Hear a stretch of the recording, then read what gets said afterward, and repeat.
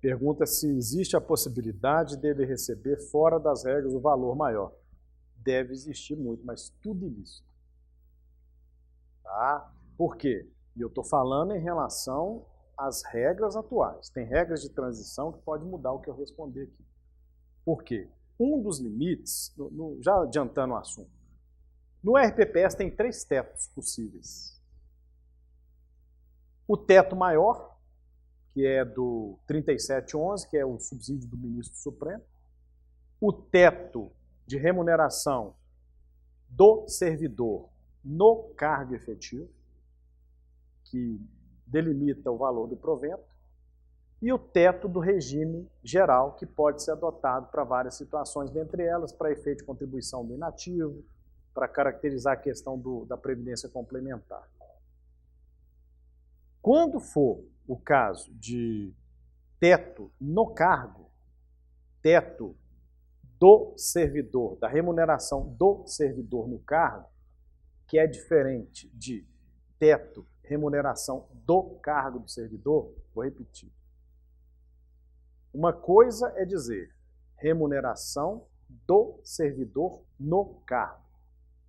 Outra coisa é dizer remuneração do cargo do servidor.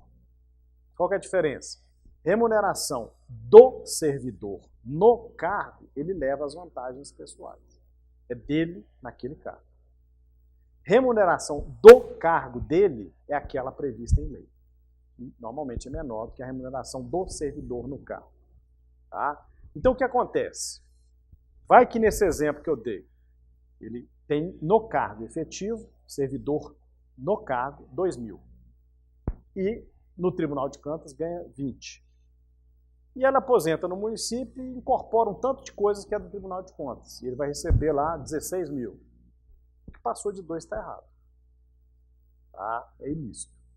Não pode. Na regra atual. Situações anteriores, aí depende de lei. É muito específico. Porque tem as situações que ele podia incorporar o que estava no cargo cedido, né, no órgão de sessão, no órgão sessionário. Há situações em que ele incorporou. Então você tem que olhar a questão do tempo. Quando isso aconteceu? Depois da emenda 20, e especificamente da 9717, que é anterior à emenda 20, alguns dias. A 9717 é de 27 de novembro de 98, a emenda 20 é de 16 de dezembro. Depois da 9717, na verdade, houve uma alteração nesse 1A. Ele não é de 98, ele é de um pouquinho para frente, eu acho que ele é de 2000 e alguma coisa. Depois dessa data, não pode mais. Então, você tem que ver a questão do tempo. Outro detalhe. Eu estou falando aqui das consequências, né, da questão do cargo efetivo. Vocês estão vendo que tem vários desdobramentos. Havendo acumulação ilícita, ou melhor, havendo acumulação lícita de cargos efetivos, quais são as hipóteses de acumulação lícita de cargo? Primeiro, 2 cargos de professor, entendendo como professor o que o Supremo já definiu, nós vamos ver isso mais adiante. 2 cargos era de médico, agora é 2 cargos de profissionais da área de saúde. E 1 cargo técnico-científico com outro de professor. São as acumulações lícitas. É o 3716. O servidor deverá ser segurado obrigatório do RPPS em relação a cada um deles, em cada um dos cargos ocupados, fazendo jus a 2 benefícios previdenciários distintos quando reunir os requisitos.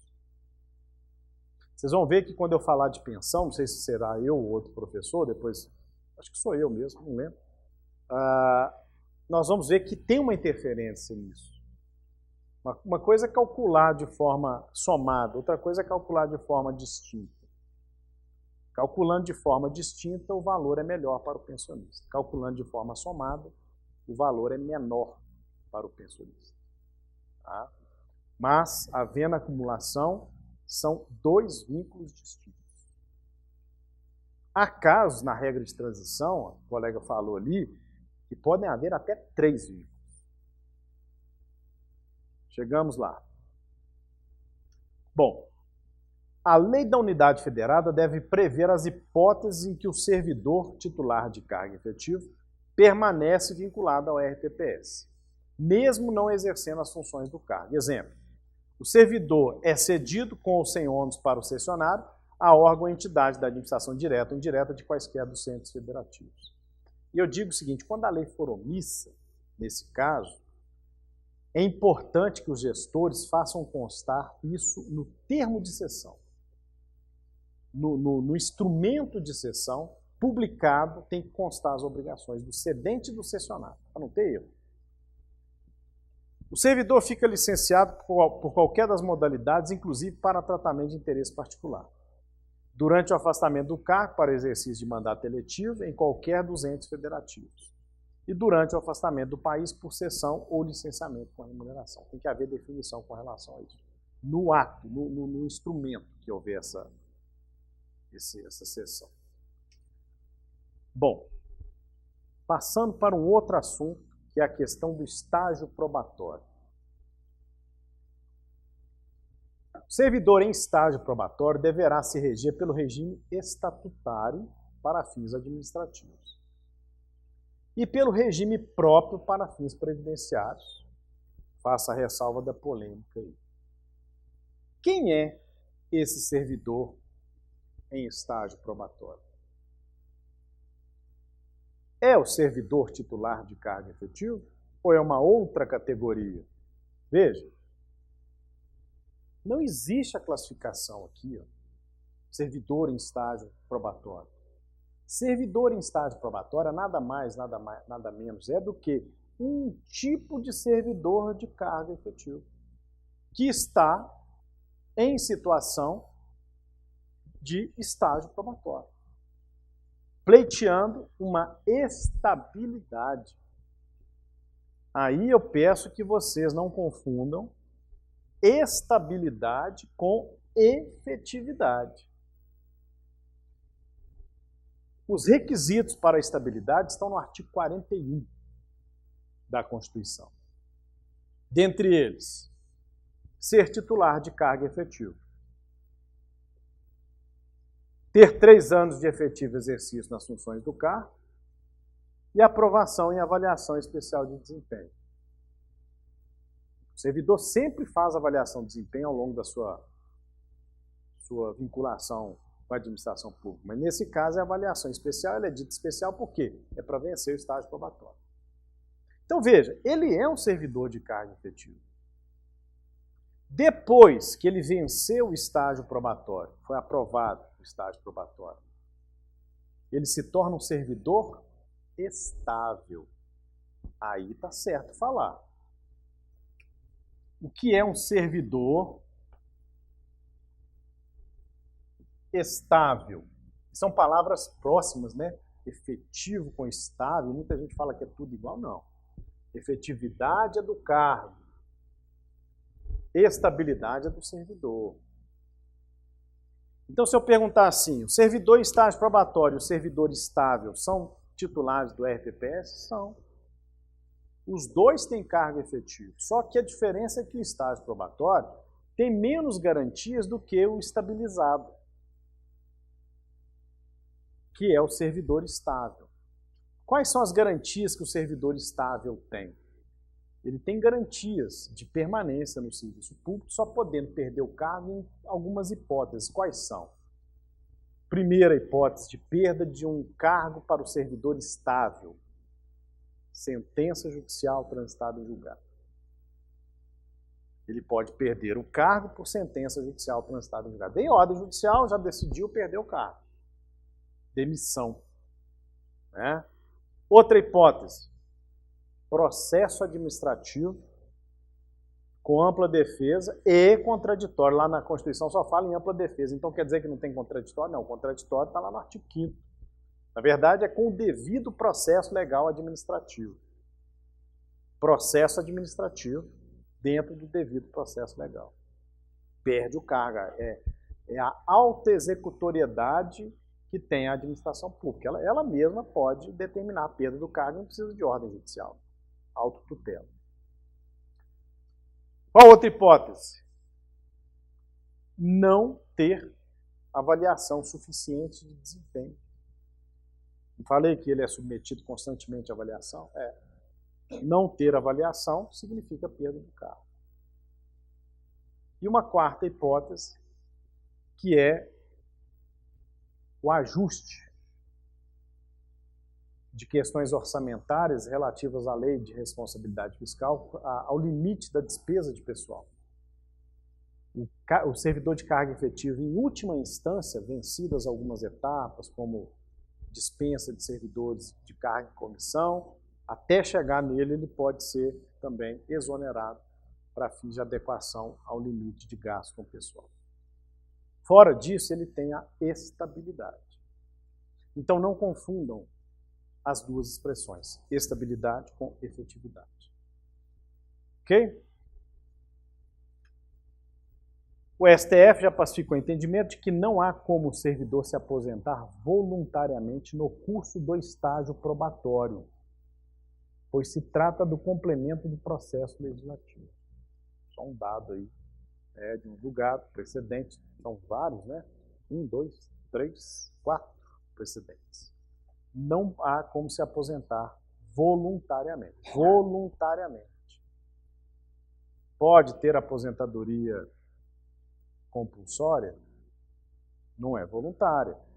A invalidez, ele tem que requerer aposentadoria por invalidez? Ela também é compulsória. Ele só não pode aposentar nas regras que associam idade, ou só idade, ou idade e tempo de contribuição. Ok? Após a emenda 20, pode parecer estranha essa situação, pois em princípio seria mesmo impossível a aposentadoria voluntária em estágio probatório que exige 3 anos de efetivo exercício, né? Já que a jubilação, na verdade a jubilação que eu falo aposentadoria, exige 5. Tem que ter 5 anos no cargo. Então, para que falar em aposentadoria no estágio probatório, sendo que realmente ele nunca 3 anos, ele não vai completar os 5. Mas acontece uma situação. Pode surgir a situação do servidor com todos os requisitos, inclusive 5 anos no cargo, portanto, tendo exercido bem mais do que os 3 exigidos, né? Mas que ainda se encontra em estágio probatório. É uma anomalia. Tem jeito ele ficar 5 anos no cargo, exercendo, tendo cumprido tudo, e não ter a estabilidade reconhecida? Porque depende da administração pública. A publicação do ato de estabilidade. Ela não publicou, ficou deixando lá. Aí, no caso, a culpa é da administração. Tá? Ainda não submeteu a avaliação de desempenho, por exemplo. Então, o que acontece? A pessoa vai, concurso público, nomeação, aprovação, nomeação, posse, exercício, exerce as funções, fica lá 5 anos, está em estágio probatório, vai lá requerer aposentadoria, tendo reunido os requisitos com contagem recíproca. A administração vai falar não, porque o Supremo diz que em estágio probatório você não pode ter aposentadoria voluntária. Ele vai dizer o quê? Mas a culpa não é minha, eu já cumpri todos os requisitos, você que não faz a minha avaliação e não me dá o direito à estabilidade.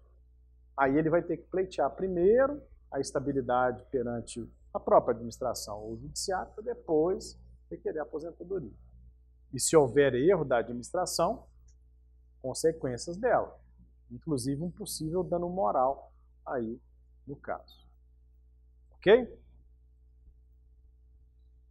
Para a gente encerrar a noite, prometo que só falo agora do cargo em comissão amplo. E depois, na outra aula, eu vou falar do cargo em comissão restrita e as demais.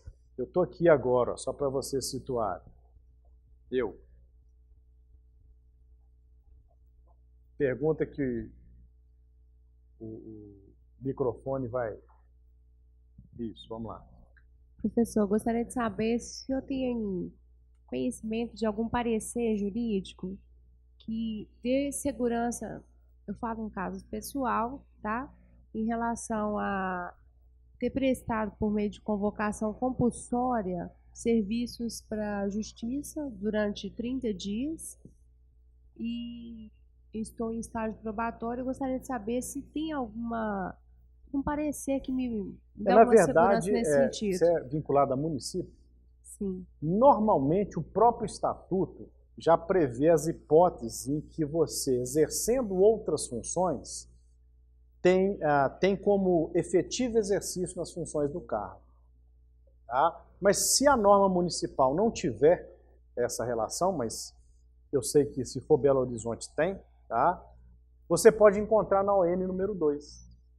Orientação normativa número 2 vai te ajudar. Ela tem um dispositivo lá que fala, por exemplo, se você exercer mandato eletivo, se você tiver cedido, se você tiver licenciado, é considerado como de efetivo exercício para fins previdenciários, por simetria, para todas as finalidades. Mas o seu estatuto tem as hipóteses em que a gente chama de tempo de exercício ficto, né?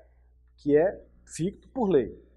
A lei estabelece prestar serviço à justiça eleitoral, tem uma série de situações lá. Okay? A lei é de 96, né, cara? 7.000 e alguma coisa aí de 96.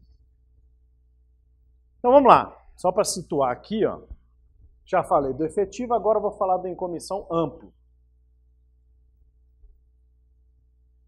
Cargo em comissão, eu falo assim para a gente encerrar a noite, mas o pessoal que está online às vezes está assistindo de manhã, acha que está de noite.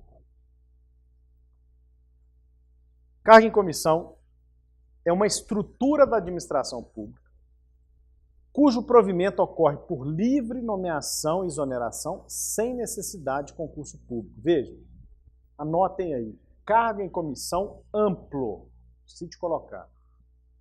É a definição de uma estrutura da administração cujo provimento ocorre por livre nomeação e exoneração sem necessidade de concurso público. Qual que é a diferença do cargo em comissão amplo para o cargo efetivo? A forma de acesso. A forma de acesso do cargo efetivo é concurso de provas ou de provas, de títulos. Mas aquela exceção de pé de página lá, do artigo 94. Qual é a forma de acesso ao cargo em comissão amplo? Livre nomeação e exoneração. Basta você ter QI, né? Que indica. Claro que você tem que ter os requisitos legais, cumprir as obrigações eleitorais, militares, né? Mas fora disso, tem QI, assume, quem indica. Livre nomeação e exoneração. Né? Então eu falo aqui, são de dois tipos. O cargo criados por lei, os cargos em comissão têm as funções definidas pela Constituição, consistentes nas atribuições de direção, chefia e assessoramento. Os dois tipos que eu falo aqui é amplo e restrito, mas eu estou mencionando aqui só o amplo. Então, a destinação do cargo em comissão é estratégica. É para as funções de direção, chefia e assessoramento. Aí estão os dois tipos. Eu estou tratando agora só do primeiro. Cargo em comissão de provimento ou recrutamento amplo. Chama muito de recrutamento amplo. Também chamado de comissionado puro. Puro, impuro. Para o qual não se exige a condição de servidor público de carreira, isto é, titular de cargo efetivo. Qualquer pessoa não precisa ser servidor. Se o servidor público é ocupante de cargo em comissão de provimento amplo, ou seja, se é ocupante exclusivamente de cargo em comissão declarado em lei de livre nomeação e exoneração para fins previdenciários, não pode pertencer ao regime próprio, sendo filiado obrigatório do regime geral, é o que determina o parágrafo 13 do artigo 40. Então acompanhe comigo. Se ele for de cargo efetivo e assumir um cargo acessível a qualquer pessoa, inclusive a ele continua no regime próprio, mesmo ocupando o cargo em comissão amplo. Agora, se ele não for titular de cargo efetivo e assumiu como servidor público um cargo em comissão de recrutamento amplo, ele é do regime geral. Eu falo que é do regime geral, INSS, com a aplicação das regras do RGPS. Não, em hipótese nenhuma, ele terá cargo efetivo RPPS e cargo em comissão RGPS. Isso não haverá. Existe um vácuo legislativo na disciplina da situação do servidor público ocupante de cargo em comissão sem vínculo efetivo com os estados, Distrito Federal e municípios. Por quê? Porque as leis 8.212 e 8.213 só contemplam a situação do servidor público ocupante de cargo em comissão sem vínculo efetivo com a União, autarquias e fundações públicas. Isto é, só trata do comissionado amplo federal, sendo silente quanto ao comissionado amplo estadual, distrital, municipal. A Lei 8.213 não trata, mas a Constituição tratou. Parágrafo 13 do artigo 40. Tá? O vácuo legislativo aqui é de lei, não da Constituição. Aqui está o que dispõe o artigo 12 da Lei 8.213. O servidor civil ocupante de carga efetiva ou militar da União, dos Estados, do Distrito Federal e dos municípios, bem como o das respectivas autarquias e fundações, são excluídos do regime geral de previdência social consubstanciado nessa lei, desde que amparados por regime próprio de previdência social. Não fala fala contrário senso, né? Na verdade, desde que amparados por regime próprio de previdência social. E o parágrafo 3 acaba complementando essa ideia. Bom, para fins previdenciários, os servidores públicos ocupantes de cargo em comissão de provimento limitado, agora já é aquela segunda categoria, em razão de serem titulares de cargo efetivo, devem pertencer ao regime próprio da respectiva unidade da federação. É o que eu já disse, o fundamento está aí. É o artigo 11, parágrafo 3º da ON número 2. Essa orientação normativa, ela é uma referência de aplicação no RPPS. Não sendo devidas contribuições ao RGPS sobre a remuneração correspondente ao cargo em comissão. É o que eu mencionei.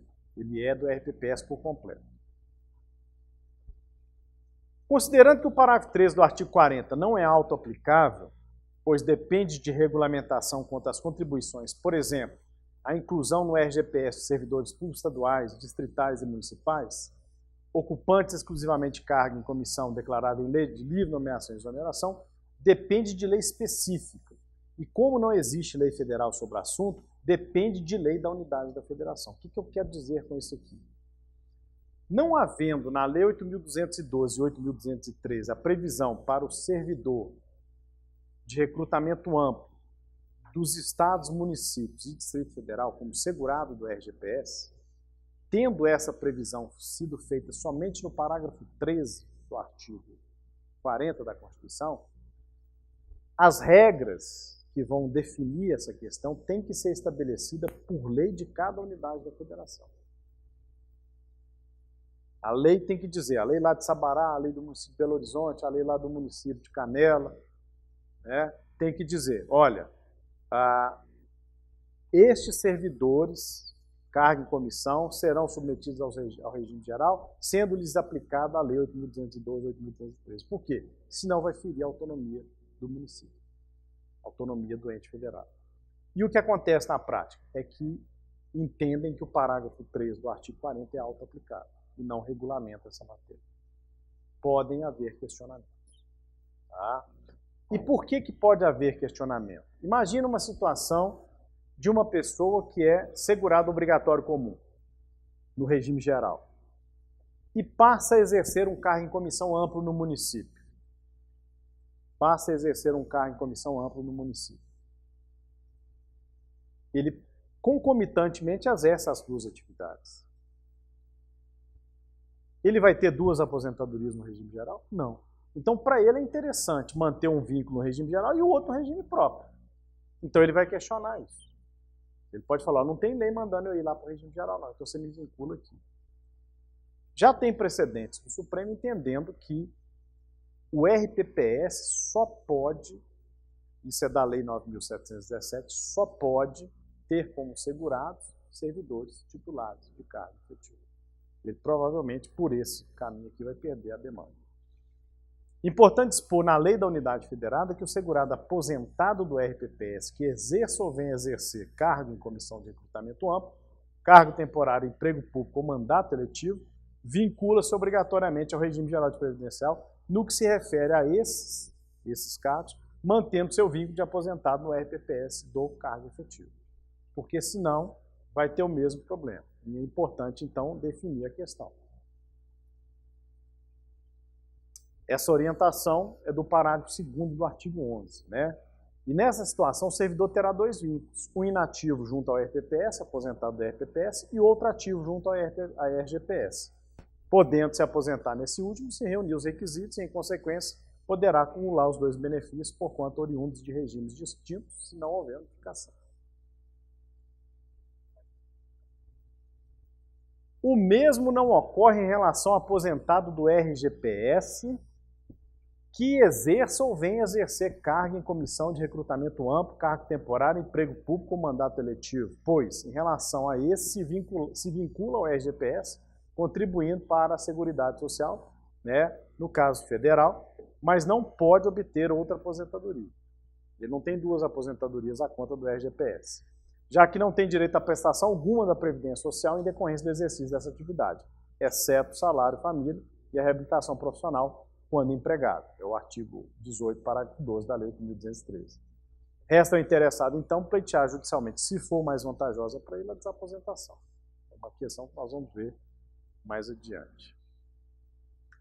E, por fim, o STF reconheceu a repercussão geral do RS 786-540 do ministro Dias Toffoli para decidir se o servidor público ocupante de cargo exclusivamente em comissão está ou não sujeito à aposentadoria compulsória que se refere ao 40, parágrafo 1º, inciso 2.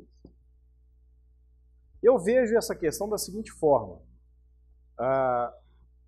Quisesse essa norma de aposentadoria, aplicar essa norma de aposentadoria compulsória ao servidor que está vinculado ao RGPS, é abrir a portinhola. Ele vai falar assim, bom, se aplica a aposentadoria compulsória, eu também quero o teto do RPPS, que é o subsídio do ministro do Supremo. Por que não? São regimes distintos e a matéria aposentadoria compulsória tem tratamento na Lei 8.213. Está no artigo 51, a requerimento do empregador.